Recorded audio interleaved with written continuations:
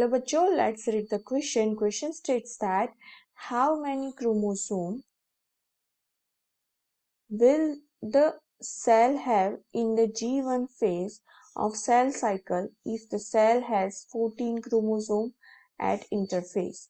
Right? Options are 28, 14, 7, 21. यहाँ पे हमें क्या पूछ रहा है बच्चों कि जो भी क्रोमोसोम होते हैं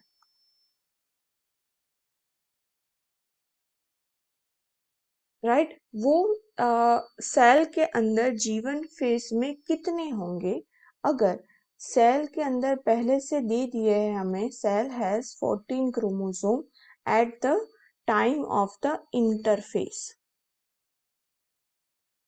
राइट। तो बच्चों आपको पता है कि जो सेल साइकिल होता है वो पहले G1 S और G2 फेज जो होता है उसे हम बुलाते हैं एज अ इंटरफेस राइट। तो इंटरफेस में पहले जो G1 फेज आता है तो G1 फेज में सेल सिंथेसाइज जो होगा वो बेसिकली होगा नहीं, वो तो कहाँ पे होता है एस फेज में होगा।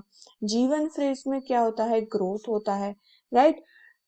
डीएनए सिंथेसिस कहाँ पे होता है एस फेज में होता है। पर बच्चों यहाँ पे हमें क्रोमोसोम का पूछा है राइट। तो अगर क्रोमोसोम जीवन फेज में 14 है राइट तो उसका नंबर सेम एस फेज में 14 ही रहेगा राइट। तो एस फेज में जाते वो चेंज नहीं होगा क्रोमोसोम नंबर राइट। तो यहाँ से G2 फेज में जाएगा तो वहां पे भी 14 ही रहेगा राइट। अब ये बात आती है यहाँ पे एम फेज में अगर माइटोसिस हो रहा है तो क्या होगा उस क्रोमोसोम का नंबर 14 ही रहेगा राइट। तो थ्रू आउट द क्रोमोसोम का नंबर जो है 14 ही रहेगा।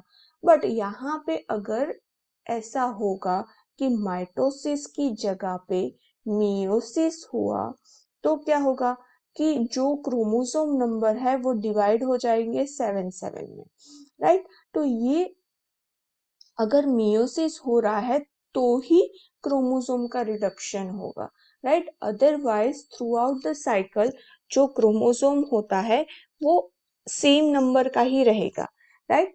तो अगर हमें सेल में 14 जो दिया हुआ है इंटरफेस में क्रोमोसोम तो वो G1 फेज में कितना होगा तो 14 ही रहेगा। Hope you understood it right. तो यहाँ पे हमारा जो करेक्ट आंसर आएगा B 40 right. Hope you understood it. All the best. Thank you.